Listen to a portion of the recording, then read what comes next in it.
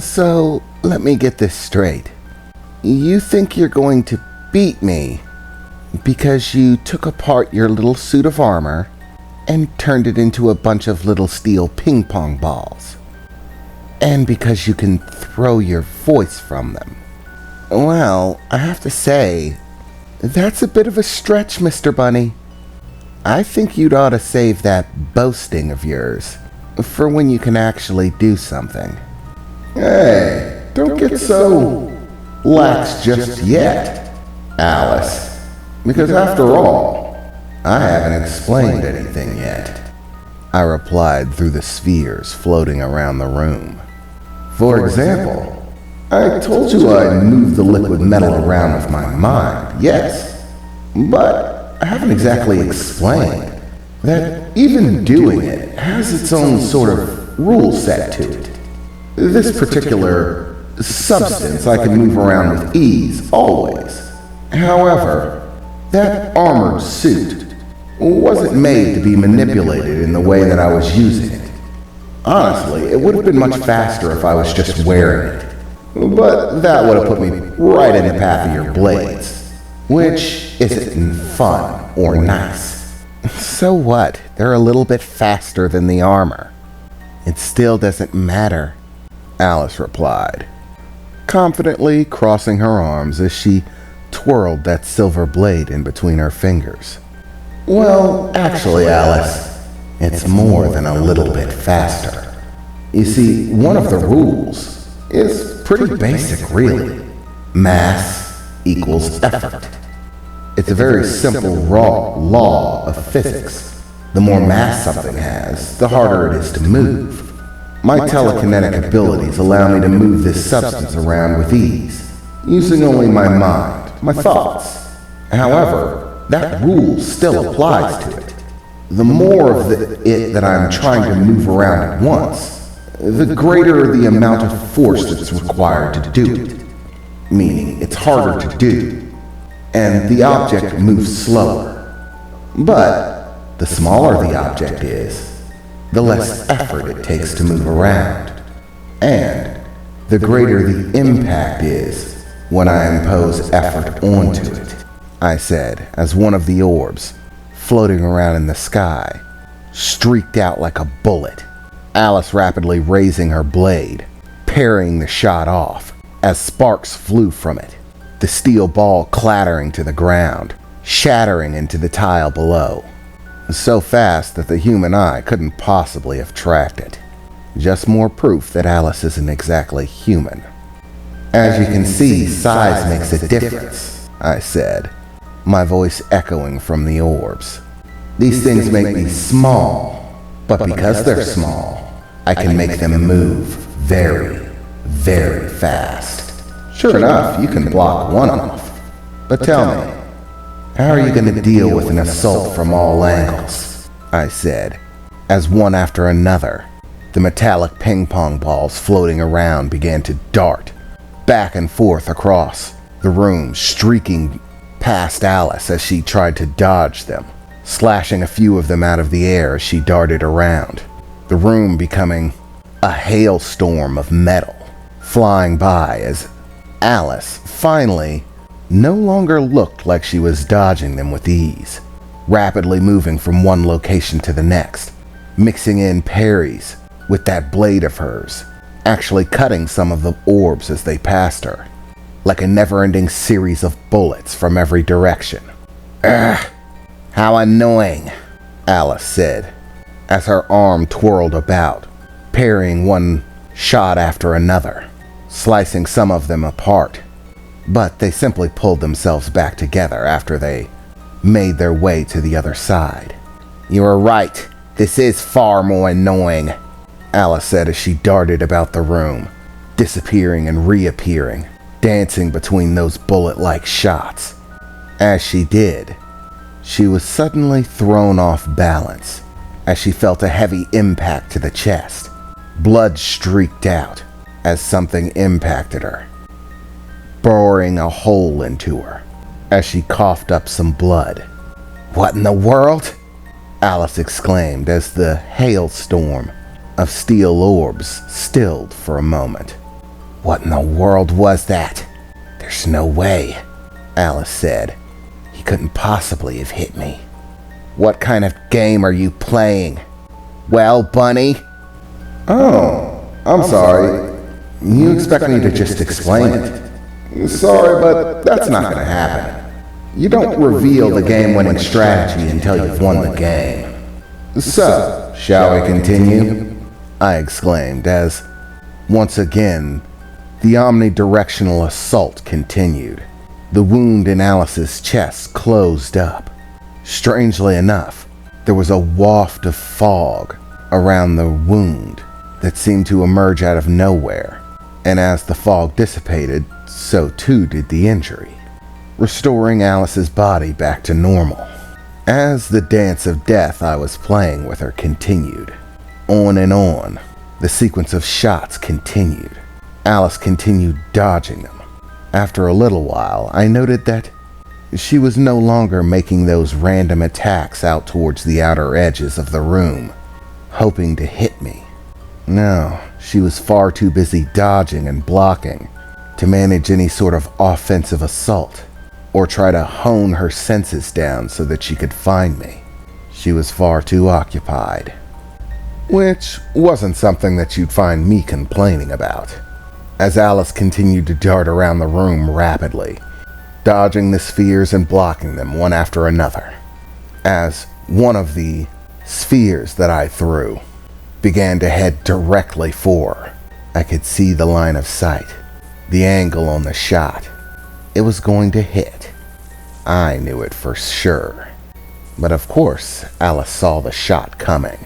In the moment, beginning to twirl that blade in her hand, starting to make the motions, to swing it, to slash the shot heading in her direction in half, like she had done many times before. However, suddenly, Alice seemed to have some trouble, finding it hard to move her arm, as she teleported to evade the shot, only narrowly disappearing before the shot clattered into the ground, shattering the tile floor again, and Alice reappeared elsewhere, with a very upset expression on her face, as she looked down at the arm carrying her blade, a sort of unnatural twitching and flexing, as she seemed to be having some trouble moving it. What? What in the world is going on? She said, as she tried futilely to try to move her arm. Well, it looks like things are well underway, I exclaimed, my voice once again emitting through the orbs in the room, as they once again began to gather in formation amongst the air, scattering about. Why isn't my arm working? Did you paralyze me? No, you don't have any poison, and poison doesn't work on vampires. So then, what is it? Alice said, as she continued to struggle to move her arm, finding it harder and harder with each passing second, as with the tension of her movements, it was as if she was examining it. Sorry, but the game isn't over just yet. And while it's fun watching you try to figure it out, I think it's about time that we continue, I said as I prepared myself for another round of attacks, as Alice looked up, once again an angry expression on her face. You sneaky little rat. That's what you did, she exclaimed as she raised her other hand, holding all of her fingers tightly together, the nails at the end a razor-sharp point, and with a single motion of pure brutality, she slammed her hand into her own body, boring her hand into the center of her chest, digging into it. Holy freaking crap! I exclaimed. It can't be. She figured it out already? I thought to myself. There's no way.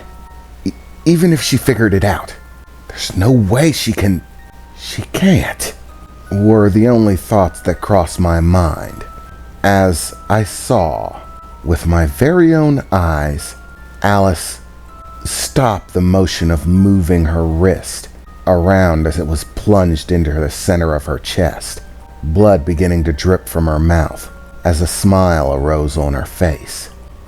"Gotcha," she exclaimed, as once again, in a single swift motion, she pulled fiercely at something that she had a grip of inside. Suddenly, her arm, the one holding that vorpal blade of hers, started to rip apart, severing and cutting into pieces and shreds, blood scattering on the floor as the ripping, tearing, and slicing ran all the way up the length of her arm to her shoulder as she pulled something out of her chest, a small sphere of liquid steel. Streaming from it, long wires that extended down into her chest. As she pulled it completely free, the long wires no longer inside of her body, simply whipping somewhat like tiny hair-fine tentacles on the end of the sphere. "You dirty little rat. I caught you now," she said, smiling, now fangs bared, her arm torn to shreds, her other one holding the liquid metal sphere with those hair-fine threads attached to it, whipping about, throwing it down to the ground in front of her. Holy crap, you are hardcore, woman! My voice echoed from the orbs. I mean, really? That's your freaking arm! You are really willing to give up an arm? That's insane! I exclaimed as Alice simply smiled out, the broken pieces of her arm scattered across the floor. "So, that was your game. All of these little orbs were just a distraction. I knew I should have sensed it, seen it, if one of those things came at me. And yet one hit me anyways. And that's because you made it invisible, didn't you?" Oh, crap. I think she may have found me out. "Yeah, just the same way you make yourself invisible, using this liquid metal stuff. You made one of the orbs invisible too, and mixed it in with all the others. So, while I was dodging the ones that I could see, you kept your eye on the ball, the invisible ball. You kept it stationary enough to know where it was, and simply waited for me to get in range, clearing some space so that I know I'd be safe from the other ones. As soon as I closed the distance on it, you launched it, firing it into me, a shot from nowhere. You probably got the idea from that suit of armor, using your telepathic abilities to control it from a distance, puppeteering it, if you will. So you got the idea that you could do the same to me. You shot me with one of those invisible spheres, and then once it was inside, you slowly started spinning threads, moving those threads through my body, creating puppeteer strings, wrapping around my muscles and bones. A normal human being, you might have to worry about killing them, stringing them through some vital things. But I'm a vampire, so you didn't have to worry about it. Given enough time, you would have eventually been able to string that thing into enough cords to cover my entire body. I wouldn't have been able to move, locked in place. And that would have been it. Game over. But unluckily for you, Alice Wallengar is not so easily fooled. And now, you've ruined my dress. Bad bunny. That is a very bad bunny, she exclaimed, as a waft of steam, or fog, began to emanate from her body, extending out from her shoulder, beginning to take the shape of an arm, as one formed from it, her arm apparating out of the dense fog, coming back just as good as new. Oh, crap. It didn't work, and on top of it, now she's pissed. This is bad, I thought to myself, getting the feeling that Alice was about to get really tired of playing this game. I've seen the kind of destruction that her daughters are capable of. I can only imagine she's capable of the same. My worst fear was that she'd just blow the room, create an explosion to turn everything in this place to ashes. And she looks about angry enough to do it, I thought to myself, as an eruption of stone and wood exploded into the room. A gargantuan figure, wielding twisted, gnarled, rusty, blood-stained blades, smashed its way through the double wooden doors into the room. "Oh, you've gotta be kidding me!" And with a wail of agonizing, terrifying, blood-curdling screams, hysteria entered the room, smashing through the doorway. Now, probably about 17 foot tall. She couldn't even stand up in the room. She crouched over inside of it. She was massive, taking up a huge amount of space, drenched in blood, weapons torn from her very body. I could see the element of heavy metal chains that I had placed on her. Now, nothing more than a minor bond around her midsection, no longer large enough to contain the rest of her body. "Aw, Hysteria. I was wondering when you'd get here," Alice said, looking over with a smile. "Well, Bunny, let's see how you deal with this."